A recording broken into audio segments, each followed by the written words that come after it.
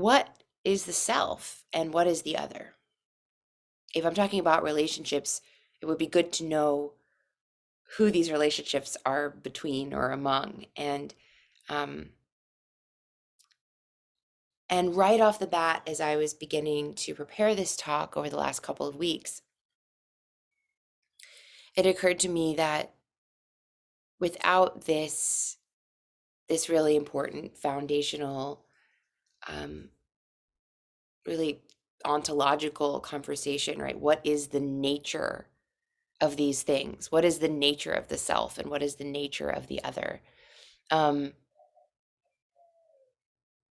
we really can't, there's no way out of suffering that I can see, as long as we have mistaken understanding of what the self is and what the other is, and what the self can provide and accomplish for us and what the other can.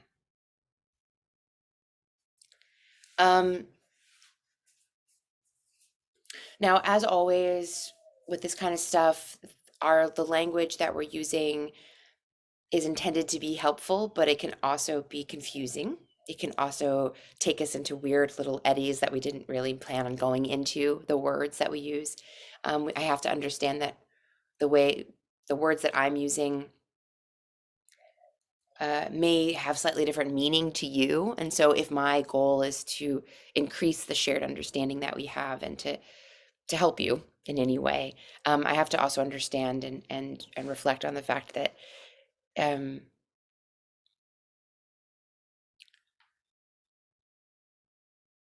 that some of the I think what I'm saying is I'm giving you this little sort of warning that I'm going to be using language in different ways. I'm going to try to clarify the terms that I'm using as best as possible. But if there is confusion, please do ask about it. Ask about a certain word and what I really mean by it. If you're confused at all, understand that depending on which book you're reading or which area of, if you're reading a modern psychology book, or if you're, as I've been the last couple of days, digging into Upanishads and Tao Te Ching and Nisargadatta and Yoga Sutras, these will each have their own kind of technical language, or their own ways that they're trying to pin down language to express ideas. Understand that we have to be able to question the language a little bit sometimes, or be able to say, maybe that's not what she means, or maybe she doesn't use the word self in the same way that my therapist uses the word self, etc. So yeah, I think that's really important. And so the the meaning of the word self is actually going to become really important, and I will specify 2 different ways that I'm using that word. I said a minute ago that if we don't understand what the nature of the self and the other are, we're we're not going to be able to get to the roots of suffering. And let me just explain that a little bit more, and then we'll go into what is the self. Um,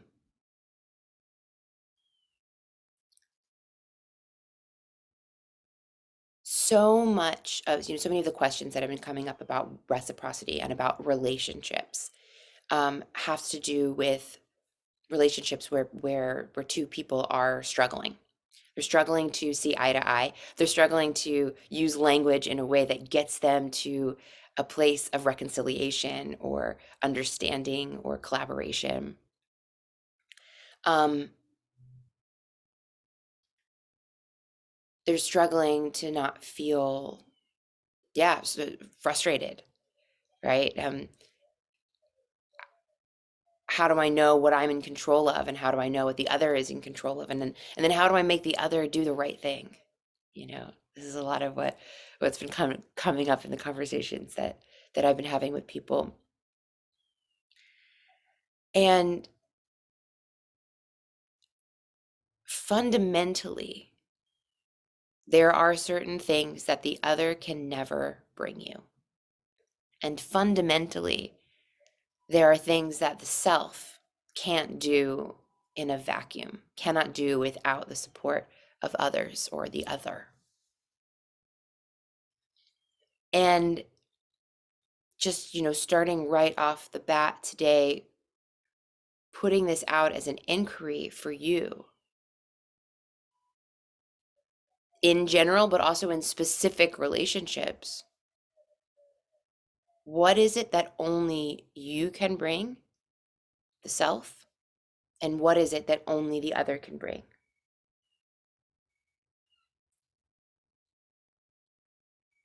Now, I'm about to go deep into some um, some sort of philosophical and spiritual text-based discussion of what the self is and what the self can do and what the self must do and is doing. And the first step that I'm going to encourage you to take as well is to um, contemplate for yourself as I give this talk what what the self is and what it brings and what it's doing. Um, and then the next time that you find yourself getting stuck in a relationship quandary, in a relationship issue, see how much you can come back to what you can provide for yourself and must provide for yourself. Notice if you are putting expectations on the other for providing something that only you can provide anyway. Or perhaps they might be able to provide in some way, but you could also provide a little bit more for yourself to fill that well on your own.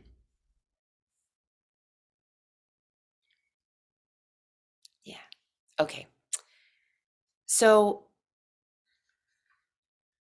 let's actually start here. I mean, we are beings that are plugged into a natural world that we absolutely rely on.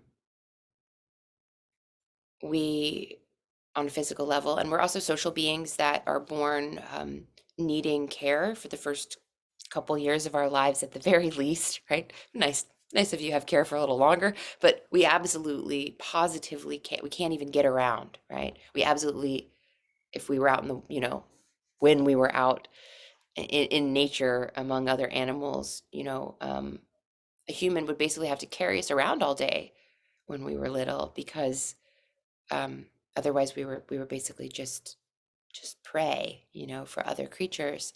And um, this fourth trimester, as they call it, this fact that we came out with these big heads with narrow hips, we're standing on 2 feet. We created this very interesting situation where the human baby actually has to come out not quite ready to face the world on its own. And then as you get older, of course, your survival chances get a lot better if you have care for a lot longer, if you have certain kinds of support and education, and we have evolved to have it be a very basic need to be um, around other humans, at least while we're developing. Then you might decide, okay, I can go and I'm gonna go to my cave in the woods and be an ascetic and, get what I need from the self and from my connection to the natural world, perhaps, right? And certainly beings have done that and been perfectly healthy, right? Um, but that being said, our social needs are biological needs. And but what I see in my own life and what I see time and time and time again is that we, and perhaps this comes from that early childhood experience of really needing a lot from our social world and from our parents and from the society.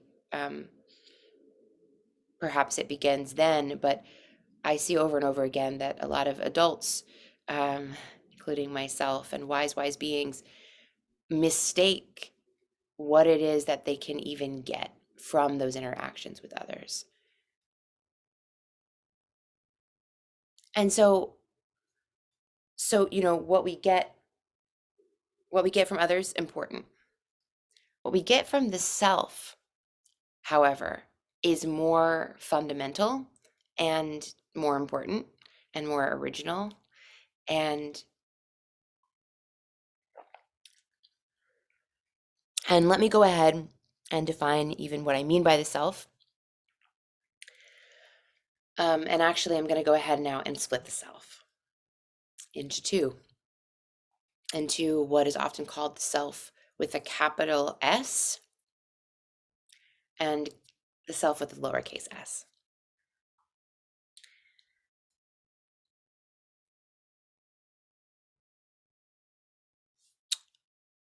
Let me go ahead and all right. Now, learning about the difference between the self with the capital S and the lowercase s is why we meditate. Discovering the self with the capital S and the fact that it exists, and that we are that. This is what is considered, this really classical definition of yoga, right? Right at the beginning of the Yoga Sutras, Patanjali says this. When we're in this state of yoga, we experience Svarupa. Sva means self and rupa means form. We experience our own true nature, our own native form. But that at all other times, we think we're our thoughts. The chitta vritti, that's really a stand-in for inner experiences.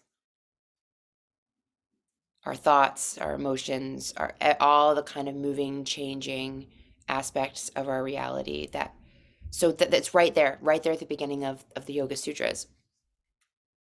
This whole thing that we're doing is learning how to stop feeding the chitta vritti so that they become quiet enough that we realize that we're not them.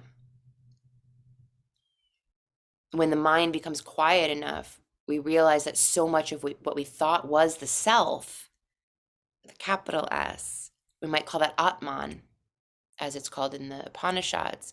In the Yoga Sutras, he says it's Svarupa, right? That works too.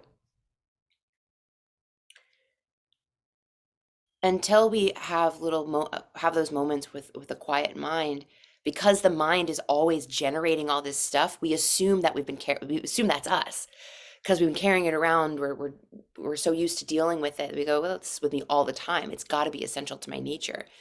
No, it's not actually with us all the time. In deep sleep, we're not experiencing the chitta vritti in the same way.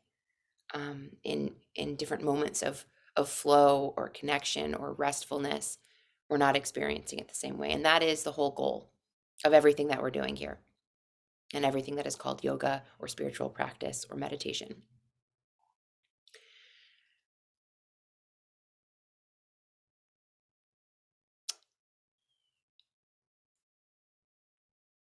When we have that moment of a break from the normal things that we would call the personality, that we would call the self, what remains? What is that experience?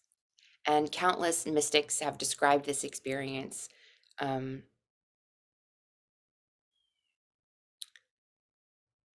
I'm not going to go actually too deeply into that. Well, I think I'm going to read a description of it in a little bit, but right now I'm not going to go too deeply into that. But essentially, the idea is, though, that what we find is chit. It's just the chit without the vritti. It's just consciousness without manipulation, without the content. So it's awareness that can be aware of itself. In other words, we realize that the mind is not what's perceiving life. The mind isn't what's aware. We realize the mind is just another organ. Beautifully designed and just wonderful. It's another instrument for consciousness. It is not consciousness. And that all these mistakes that we've been making, I open this up by saying if I think the other can do things that only the self can do, it's almost like now we've taken this whole thing and we've realized that the small self with the lowercase s is a kind of other that is already inside. And we realize that the self with the capital S has certain attributes and certain things that it can provide that the personality never can, the mind never can.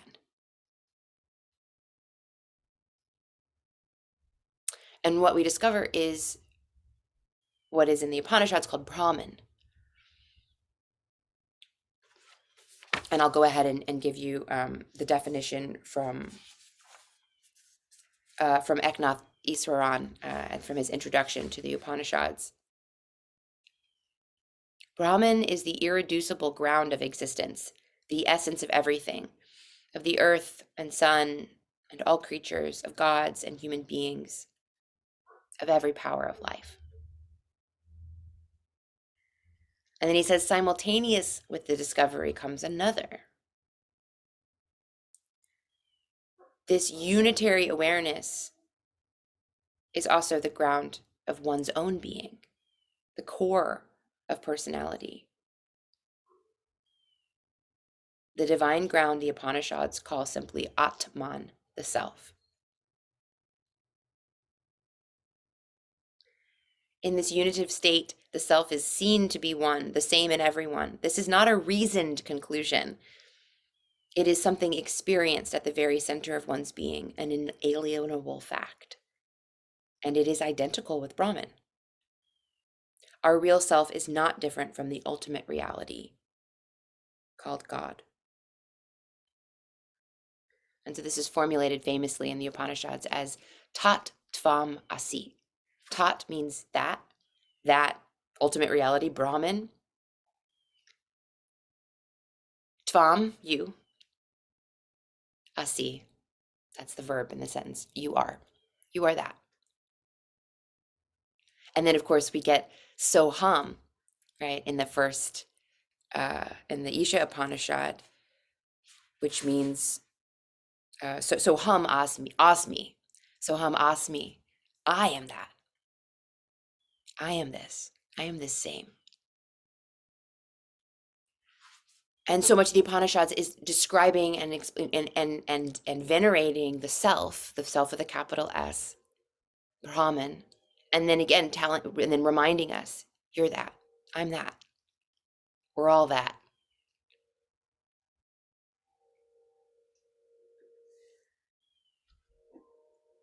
So the self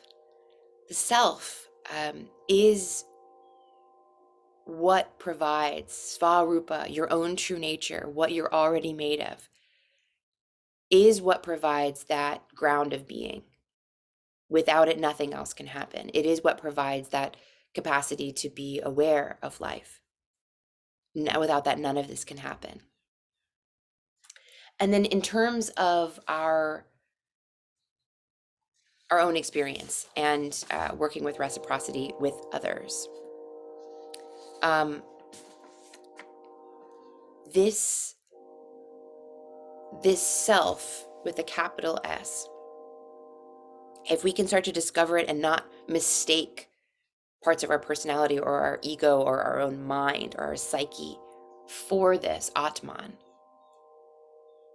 then we start to have a relationship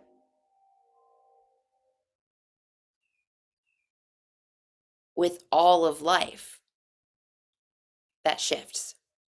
We start to see the aspect, as we start to feel the aspect of the self that is timeless, that is formless, that is spaceless, we overcome our fear of mortality. We begin to let go of all of this attachment to the body and the mind, right? As long as I think that the small self is the big self, I am terrified of anything that's going to damage it, because we all fear is of annihilation, of self-annihilation in some root way, right? As I'm allowed to dissolve that, because I realize, oh, I'm Brahman, or I am Atman. I am which Atman is like my individual experience of Brahman, my Svarupa, standing in my own true nature, suddenly I realize that that's what I am. And until then, our natural, right, fearful attachment to the body and to the personality, and to the bank account and to, right, all of these things that I think that's me, and to my status in other relationships with others.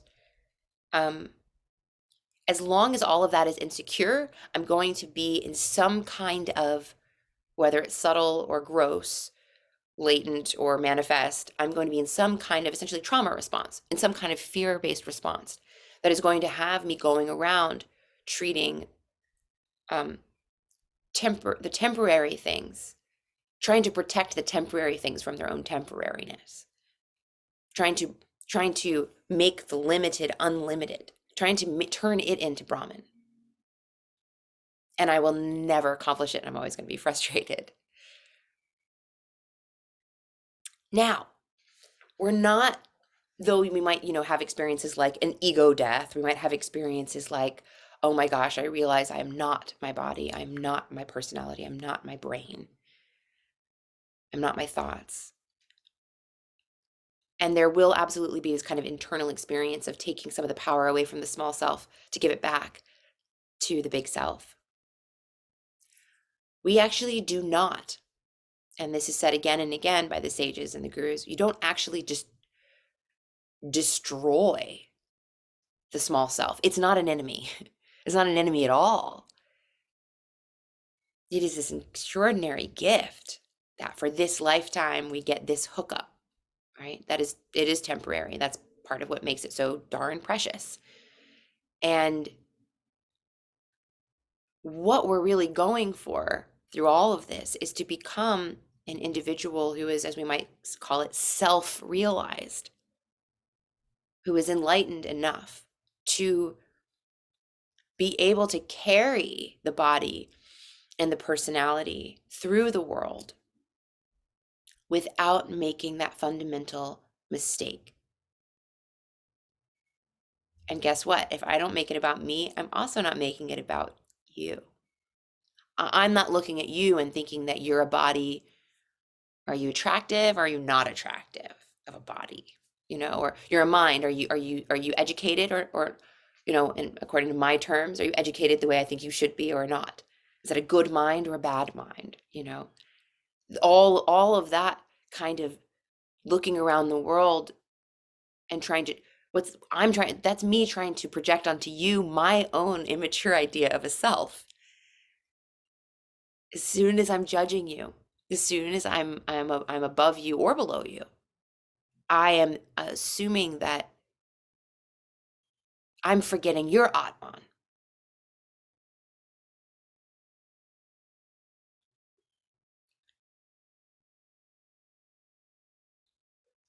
So an enlightened self, a self-realized being, knows, understands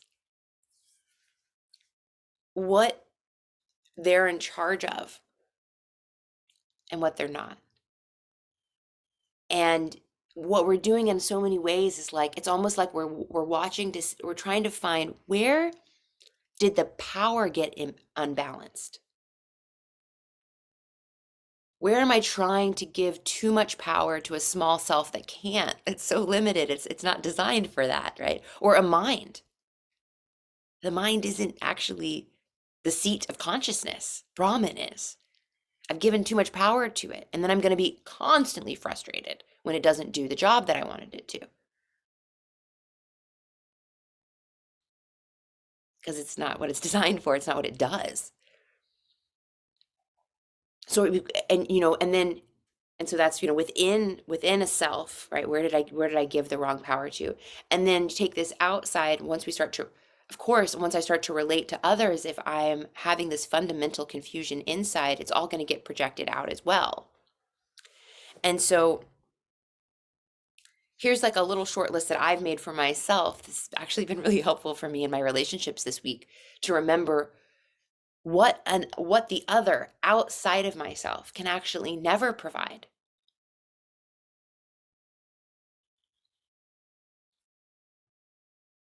they might be able to help reflect back or amplify these things, but they can never actually provide this. So another person can never provide for me validation. Like, no one outside of me can say, you are valid, you deserve to be here, you belong here. You have a right to be in a body with a mind and a heart. You have a right to have consciousness, because no, that's up to me and Brahman, that's up to me and Atman, right? That's up to me and the self. Self put me here, right? Or this, whatever this, you know, in Taoism, we'd call it the Tao, right?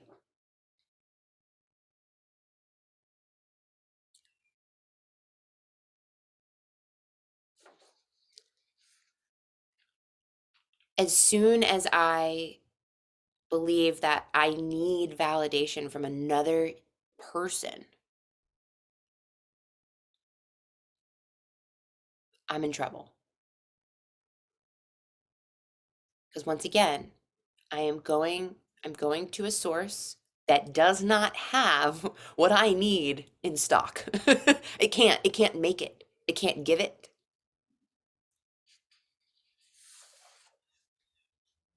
Um, some other things that I can only get from my relationship with my selves, my inner world, cannot get it from my outer, my compass settings. And by that, I mean my direction for my life, where I'm supposed to go, the path I'm supposed to walk. Nobody else can actually tell me what that is. My values. What do I value? What do I care about? No one can tell me what to care about. No one can make me care. No one can make me interested. No one can make me curious. Again, these things can be inspired, piqued, but no one can, you can't force somebody else to, because what are values? That's how you feel about something, right? No one can force anybody else to feel one way or the other. Um, Another person cannot give me authority, cannot be the authority, again, over my life. They could absolutely be the authority in a particular space or over whatever, some kind of shared resource.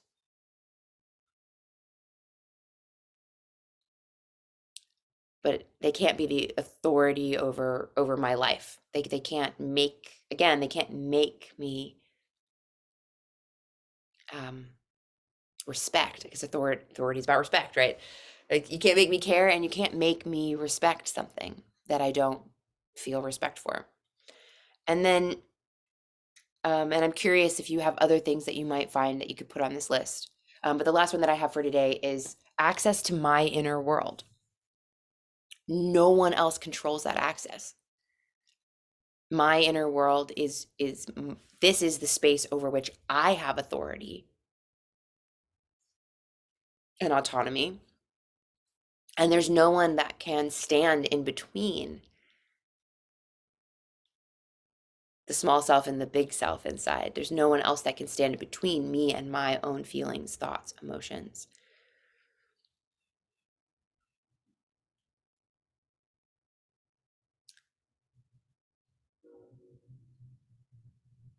And as soon as I recognize that I've given any of this away, that is a huge callback to my practice, right? That is a huge callback to, oh, and also, it's a huge, yeah, it's also something, don't feel any shame about, please. Don't waste any time feeling ashamed about getting confused about the small self, the big self, and the other, and who they are and what they do. That's okay. Everyone does that sometimes. And even these sages and wise beings throughout the ages, they have suffered with it and struggled with it too. Otherwise, they wouldn't have spent all this darn time writing all these books about it and giving all these teachings. It's okay. It's okay to not be good at relationships. It's okay to not totally understand who you are or what you are.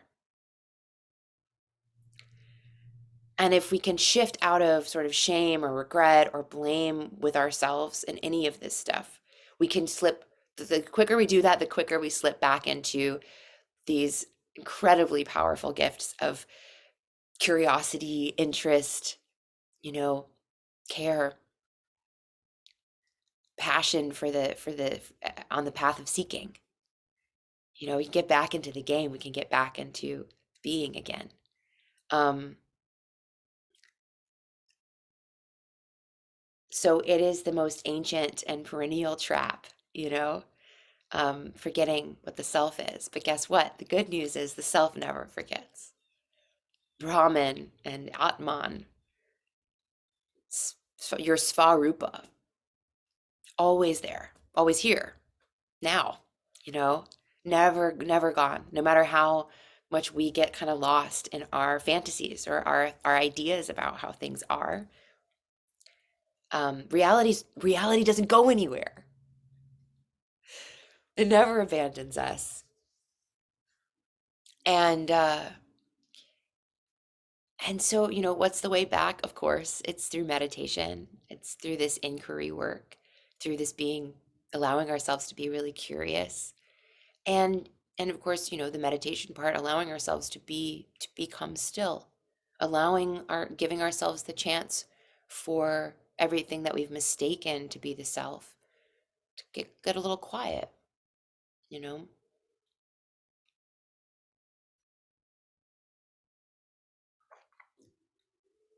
All right. I'm gonna read I'm gonna read a couple quotes for you, and then I'm very curious about your questions. Um,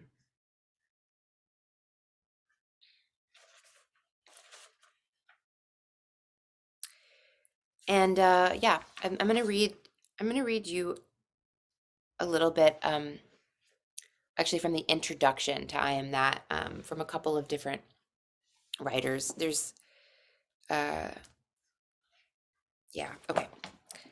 Uh, so this first writer is just talking about my teacher Nisargadatta and what he's like, and this he is in my he's one of the best examples that I've ever seen of what does an enlightened person, someone who's realized the self, what do they act like? How are they with others? Okay, so I'll read a little bit.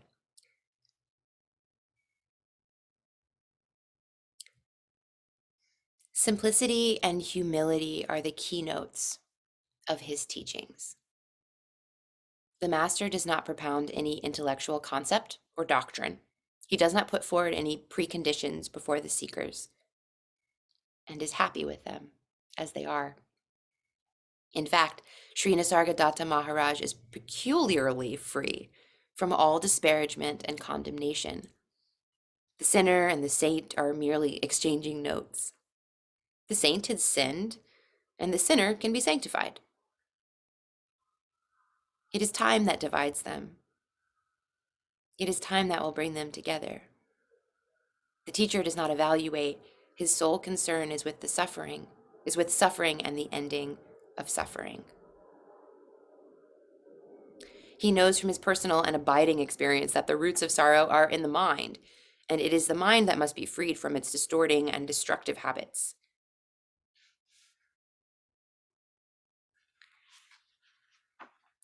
So what Nisargadatta does do, because he does a lot, he does a lot. Right? We just learned what he doesn't do. He doesn't bring some big doctrine. He doesn't judge. He um, doesn't sit on high. But what he does teach is how to return to the I am. He teaches a technique essentially, that he explains, with all kinds of different expressions, but essentially he just keeps bringing you back to the I am. And so I'm going to read this other little section for you, in the foreword about that, because this is, of course, a technique that I am continually trying to teach as well. And here's what he says. The only thing I can be sure about is I am. All else is mere inference. By no effort can you change the I am into I am not. So this is why this is the road that he keeps bringing us back to, that the enlightened being keeps bringing you back to, because what you're trying to find is Atman. What you're trying to find is the experience of Brahman that is accessible to you as an individual.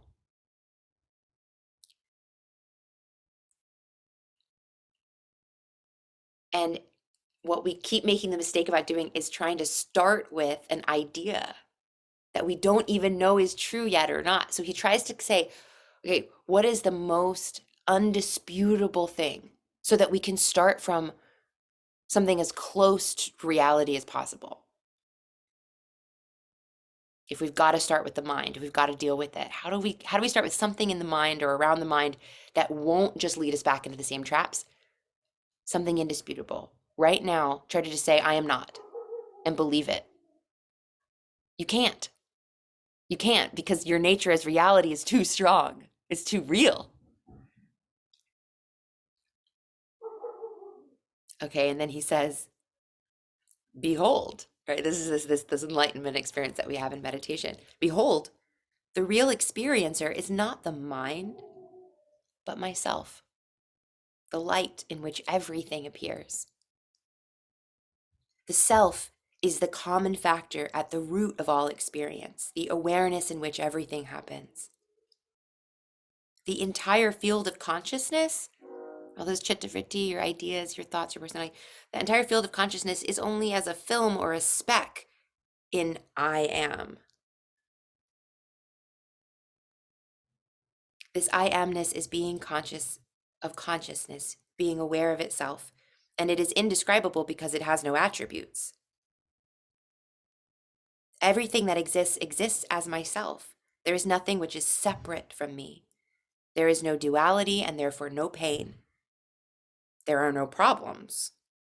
It is the sphere of love in which everything is perfect. What happens happens spontaneously, without intentions, like digestion or the growth of hair. Realize this and be free from limitations of the mind.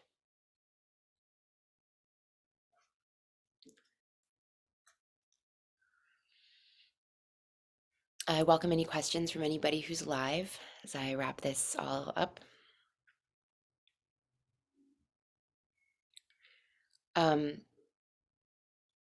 Last night I was digging through some texts that I've read many, many times, and just looking for this same teaching over and over, and finding it over and over again in different Upanishads. The Upanishads is really a collection of different texts by different authors over different periods of time.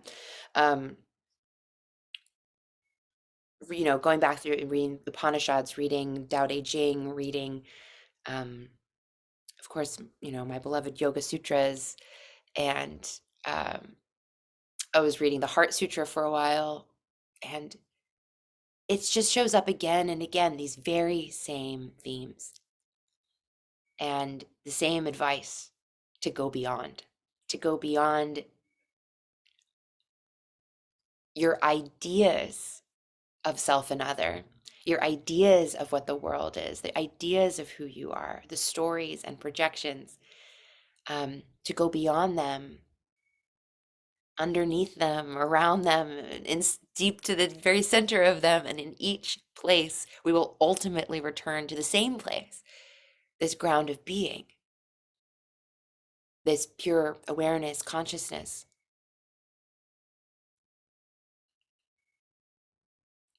And in all of these texts, again and again and again, it's described that the enlightened person goes around this world with no fear, because they see themselves in everything.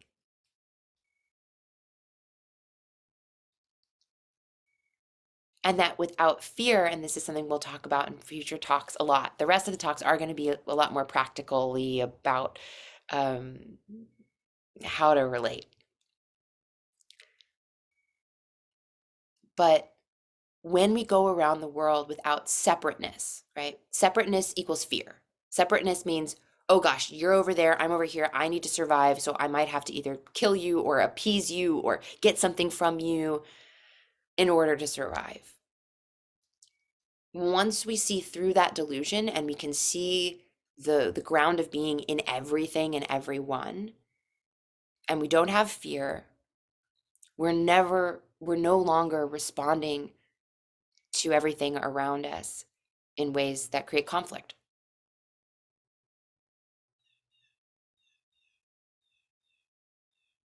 And we have no long and we have stopped giving away the power to others to create fear in us. And we've taken the pressure off of others. We're no longer walking around demanding of others, validate me, give me permission, tell me my path, tell me I'm okay, tell me I belong here, make me feel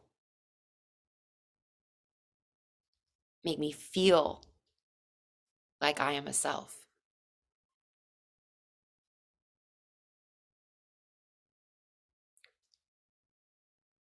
And so healthy relationships began right here with our understanding of the self, with our discovery of the self. And I'm very excited that it's brought me back to some of my most beloved texts and themes. And working on this has reignited my passion for just the most simplest things that we do here. Just being. No questions have come in, so I'll assume that everybody here. Oh, here we go. So when we say I'm in meditation, we're talking about both the big S and the little s, or both. Okay, great question, which I'll address quick.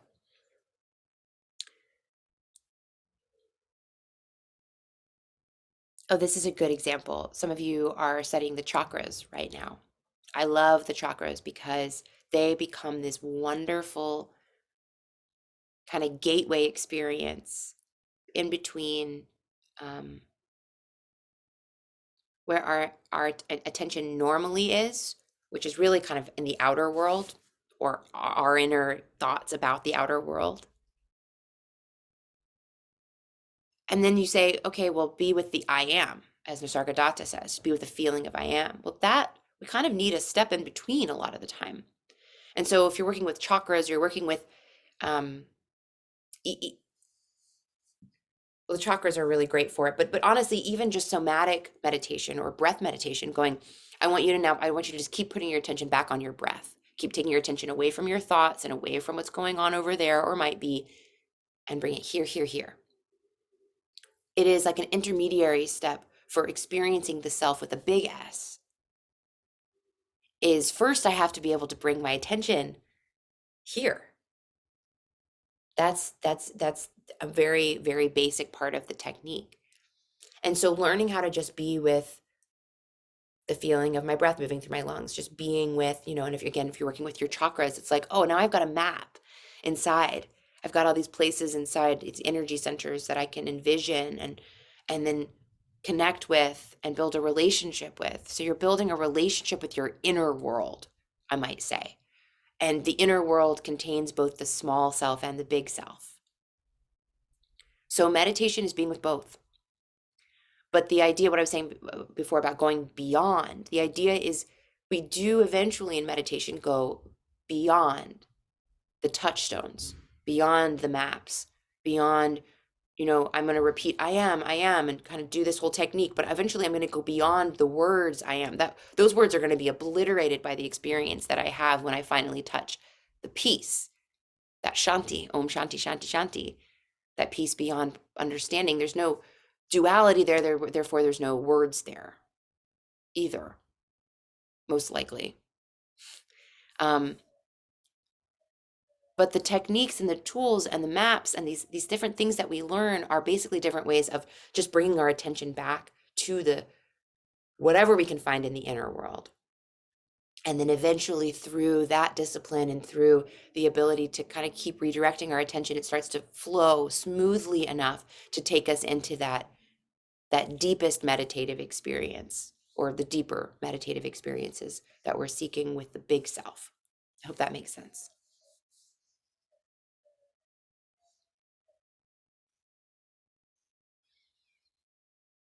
All right. Thank you all very much for being here. And I wish you all a wonderful week. Reach out and let me know if you need anything else. Oh, oh, good. Your words and wisdom always resonate. It's as though you all know exactly what I need. Thank you. Thank you. Well, I need the same things, and we're all connected. Have a wonderful week, everybody.